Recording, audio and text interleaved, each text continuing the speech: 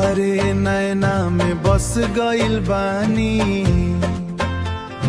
दिलवा के राजा बन गइल बानी।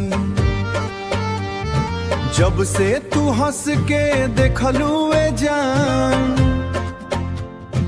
रात भर सपना में खो गइल बानी। तोहरे बतिया मीठ लगेला, दिलवा हमार तोहरे मांगेला, तोहरे मांगेला। चांद से उजर लागे तोहर चेहरा, सांसों में प्यार जगावेला। हाथ पकड़ के चल न सजना, प्यार के रहिया लंबा बा। तोहरा बिना सुना लागे, ई दिलवा अब तंग बा।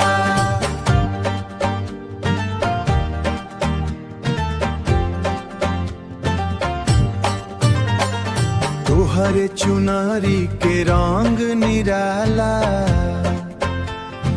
देखी के दिल हो जाला मतवाला। बरसात में भींग के बोला, कब बनबू तू हमार घर वाला।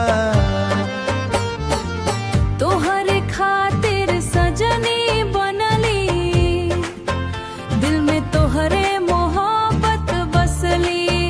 रोजे रोजाली, रोजे रोजे बढ़ेला चाहत, प्यार में तोहरे पागल भइली।